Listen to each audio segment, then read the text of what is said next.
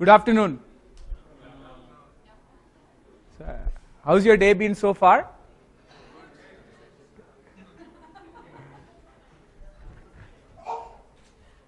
Yeah, I find it hard to speak when the lights are like completely on my eyes.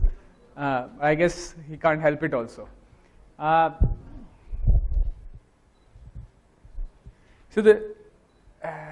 many of you get excited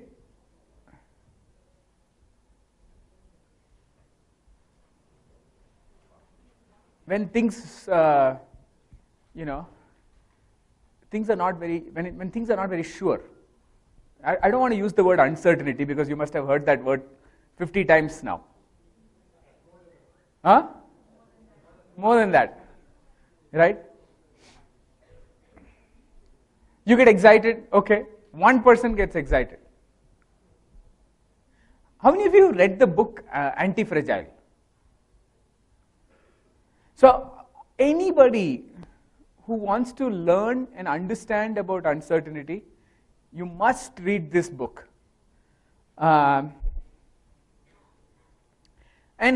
let me tell you a little bit about the big thinking behind the book. Just as an advertisement, I don't get paid for that. Nassim Taleb has written the book. The basic concept is that if you have an iPhone or a Samsung phone, you drop it on the floor, on a cement floor, it will break. So it's fragile, correct? When it is hit by stress, it breaks. So what do you want? What kind of phone do you want? What kind of phone do you want? I'm going to pick somebody, okay, so that you want a phone with a good battery, but when it falls down, what do you want? Unbreakable, right? He wants an unbreakable phone. But I say that that's such very low expectations out of that phone. Okay? Because unbreakable is low expectations from the phone. Why do I say it's low expectations from the phone? Well, when stress is hit on the phone, it should just fall down. It should fall down as iPhone 4, but it should come up as iPhone 6. That is more than unbreakable. Unbreakable means, I don't want a negative number, I want 0. Nothing should happen to me. If you want something, the opposite of a negative number is a positive number. And that means, like it becomes worse, it should become better. So, anytime you have stress on you, and the biggest stressor in the world, nature, gives you is time. Time is the biggest stressor. That's why they call it a test match. It tests you, right? Other things are all, you can do this pom-pom dance and everything, but the real game is the test match.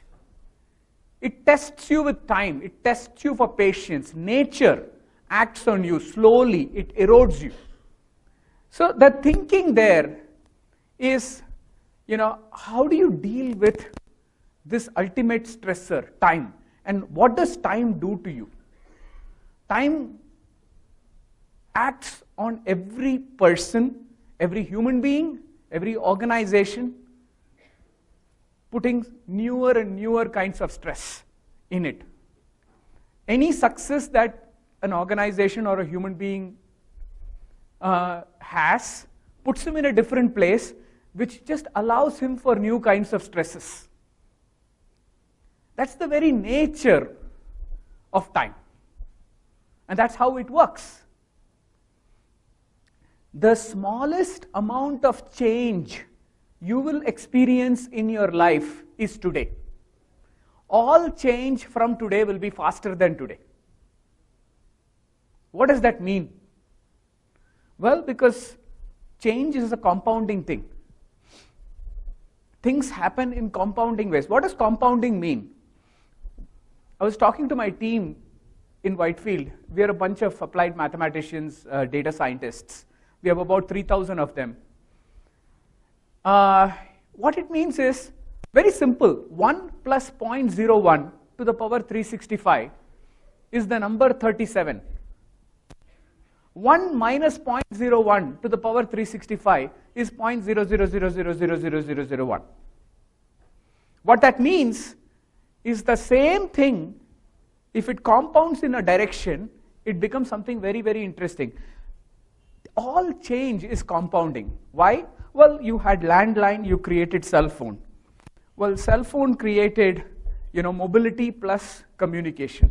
That means that the next generation of business model could have access to communicating while being mobile. When that started happening, that cell phone became a smart, cell phone plus computers integrated to become smartphone. Combination of cell phone, computers, and mobility resulted in geolocations. That resulted in poor taxi company who was sitting and scratching his head getting screwed by Uber. Now, the change came from somewhere else, but it was all compounding, which meant that because it's compounding, it's going to happen in an exponential manner. The point I'm trying to make to you guys is that there is a certain nature of uncertainty that one must appreciate. Uncertainty is always compounding. Change is always compounding. It is always associated with complexity. And what that means is the people of tomorrow who are going to do well, who are going to thrive, who are not going to be unbreakable. I call it, maybe a new word we have to come up with, anti-breakable or something like that, some bullshit, okay? Because I'm saying in line with Nassim's book, Anti-Fragile, right? That kind of person will get excited about stress and be prepared for uncertainty at all points of time. You look at this, you look at the companies of today which are doing well. There's this, small bald guy called Jeff Bezos. He is a computer scientist, investment banker, whatever you want to call it. He said, I'm going to build a retail company with books.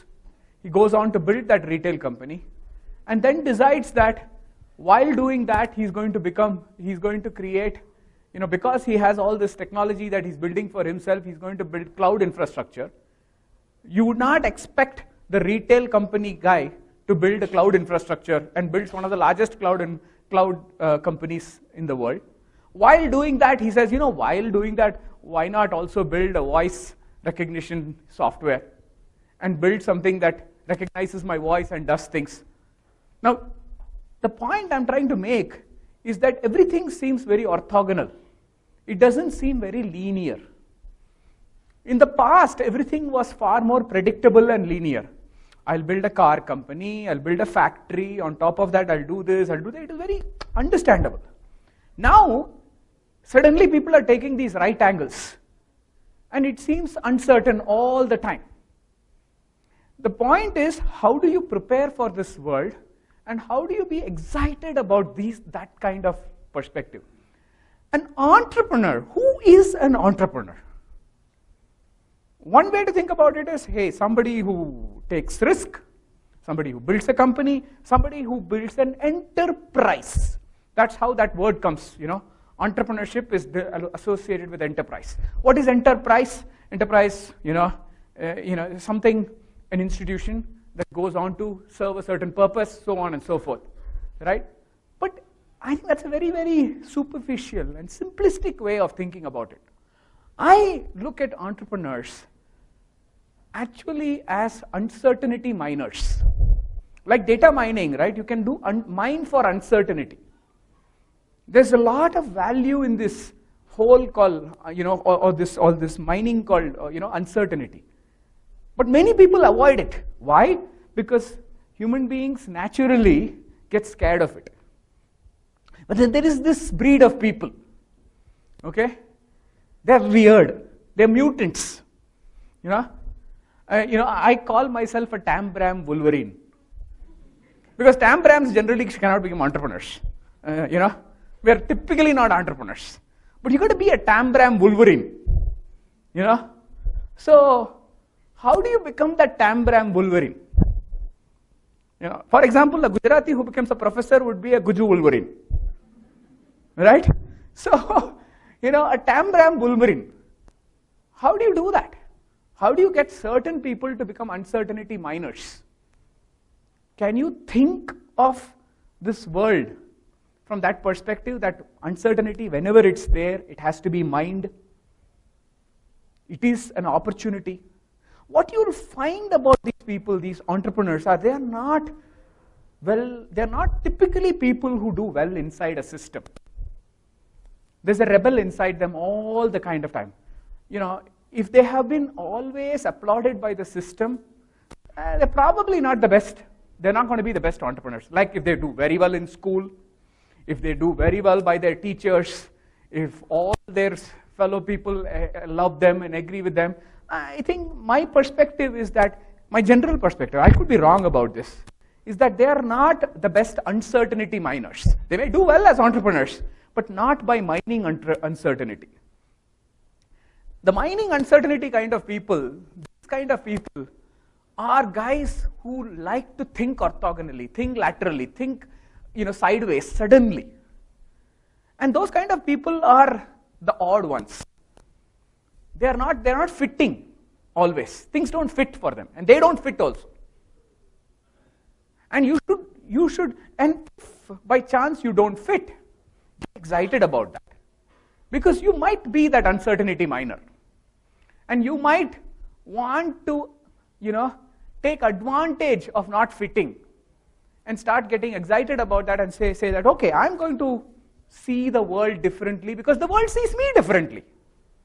Very simple. You just, you guys reflect on how the world sees you back, and you, because you see that world differently, are going to be the person who will mine that uncertainty and take advantage of it. So, this means, it comes down to something that we at Mu Sigma deeply, deeply believe in, which is that all change is going to increase from today, and therefore all uncertainty is going to increase from today. Therefore, you have to think non-linearly. What does that mean? You cannot respect knowledge. What am I saying? You cannot respect knowledge? I mean, suddenly there was silence. Kya pagal bol raha hai? You cannot respect. Well, if you respect knowledge too much, and you're too reverent to knowledge, then you will not want to change it. You are part of the system if you respect knowledge. If you want to be an uncertainty miner, you have to understand knowledge, but you have to have that perspective of Shiva on knowledge. Shiva is the angry god. He's not the peaceful god. Right? He's dark, he drinks poison, he got a snake around him. Doesn't seem like a very comfortable position, right? I mean, he's not the most comfortable god. Vishnu is sleeping like this. Right? Shiva is a very uncomfortable guy. He's dancing, energy, and that kind of transformative nature, that kind of Shiva kind of nature is needed. And therefore, doing Shiva knowledge, doing destruction of knowledge is learning. Learning is the rate of change of knowledge. That's how we think of it. And to do that, what do you need to do? Well, you need to have childlike curiosity. Children are the ultimate Shivas. As a child grows up, the system makes them Vishnus slowly. Sleep karke. The first children are not like that. They're curious. Their eyes are all nice. They want to. Your child walks into he's very curious. He's the most curious guy in this room. Everybody else is like, kya bol raha hai yaar? When is my this? Because the weight of that is in their mind. The child is curious and he's looking around. Why? Because his cost of experimentation is very low. He can try something out and it doesn't weigh on him. Other guys, adults, we put so much weight on ourselves that cost of experimentation has become so high, And the same thing happens for organizations also. So an organization of the future is the same, a learning organization, the same as a learning worker. They are going to be experimenting. And that experimentation, that ability to experiment constantly is going to result in them seeing the world differently constantly. So with that, I want to